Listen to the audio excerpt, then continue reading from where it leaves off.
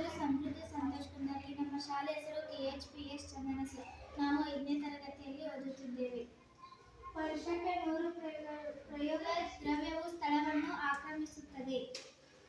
ಬೇಕಾಗುವ ಸಾಮಗ್ರಿಗಳು: ತಟ್ಟೆ, ಗಾಜಿನ ಜಾಡಿ ಮತ್ತು ನೀರು ಕಲ್ಲು. ವಿಧಾನ: ಗಾಜಿನ ಜಾಡಿಯೊಂದನ್ನು ತೆಗೆದುಕೊಂಡು ಕಂಠಪೂರ್ತಿ ನೀರು ತುಂಬಿ ತಟ್ಟೆಯ ಮೇಲಿಡಬೇಕು.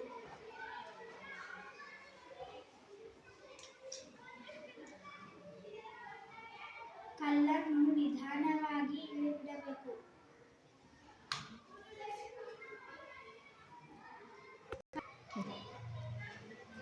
ಕಲ್ಲನ್ನು ಇಳಿಬಿಟ್ಟಾಗ ಜಾಡಿಯಲ್ಲಿರುವ ನೀರು ತಟ್ಟೆಯ ಮೇಲೆ ಬೀಳುತ್ತದೆ. ಇದರಿಂದ ತಿಳಿದು ಬರುವುದೇನೆಂದರೆ ದ್ರವ್ಯ